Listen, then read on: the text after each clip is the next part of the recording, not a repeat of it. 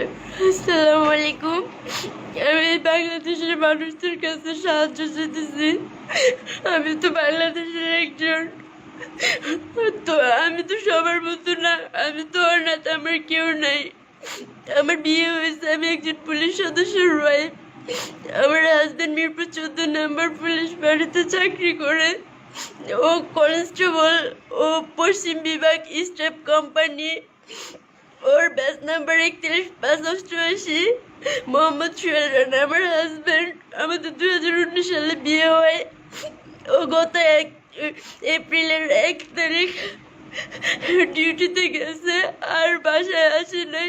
আমার সাথে কোনো যোগাযোগ করার ফোন বন্ধ। আমি জানি না ও কোথায় আছে, কিছু জানি না।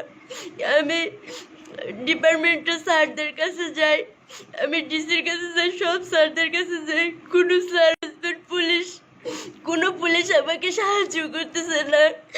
থানায় গেলে পুলিশরা আমাকে নিয়ে মজা করে, উল্টা পাল্টা কথা বলে, মেয়ে মানুষের কি টাকার অভাব হয় নাকি, আর তারা নাকি চিঠি লিখতে জানে না।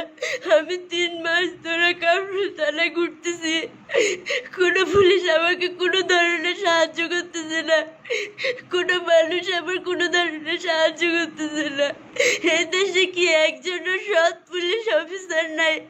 একজন মানুষ কি সৎ নাই যে আমার সাহায্য করবে? আমার হাজবেন্ড আইনের লোক দেখে সে মন চাইছে ওকে বিয়ে করছে, 1 বছর সংসার করে, আজকে করোনার মধ্যে মানুষ মানুষকে দান করে, আর সে আমাকে 2 মাসের ভাড়াটা না দিয়ে, খাবার দাবার কোনো কিছু না দিয়ে সে চলে গেছে। আমি কারোর কাছে কোনো ধরনের সাহায্য পাইতেছি না। আমাকে ধরে আমাকে মাঝে মাঝে কথা বলতেছে, আমাকে দয়া করে সাহায্য করেন। এদেশে কি একজনও সৎ মানুষ নাই যে আমার পাশে দাঁড়াবে? আমার আমার এখন থাকার জায়গা নাই, কোনো আমার বলার মতো কোনো জায়গা নাই।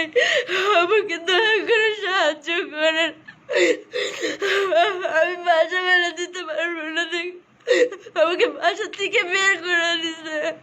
আমার কাছে কোনো টাকা পয়সা নাই, আর আমি তো এতিমখানা থেকে বড় হয়েছি। আমার আপন বলতে কেউ নাই।